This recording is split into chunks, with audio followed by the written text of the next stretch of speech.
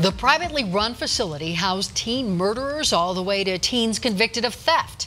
Well, tonight, the facility is closed after reports of teens climbing on roofs, taking off their clothes and sexually touching each other. Good evening and thanks for joining us. I'm Ann Trujillo. And I'm Mark Stewart. Our Contact 7 team spent the day digging into the bad behavior at the Betty K. Marler Youth Service Center.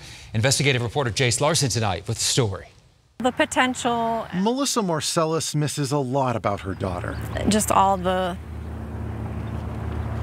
joy and playfulness that used to be inside her.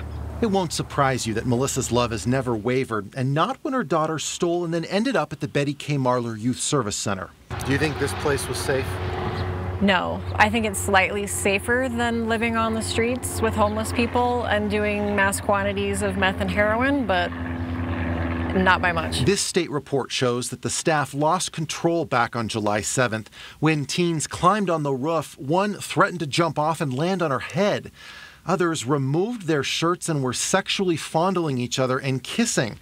When the staff at the Betty K. Marler Center called for help from the next door Mount View Youth Facility, the report says that the Betty K. Marler staff then just disappeared. Eventually, they returned, and that's when one staff member proceeded to grab a youth by her neck and throw her to the ground. It gets worse. Later, the detainees broke a light and then used the glass to cut themselves. They were hurt so bad they had to go to the hospital.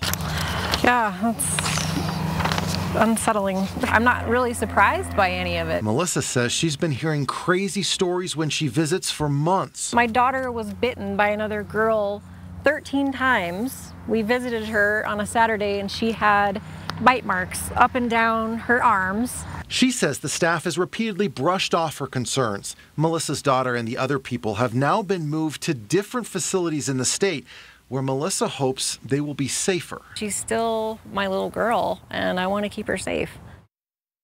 The Jefferson County Sheriff's Office has responded to these two youth detention facilities 300 times over the past 4.5 years.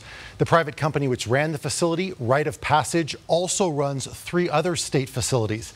We think there is more to investigate here, and we're going to keep digging, and as we learn more, we will report it to you. And don't hesitate to call or text our tip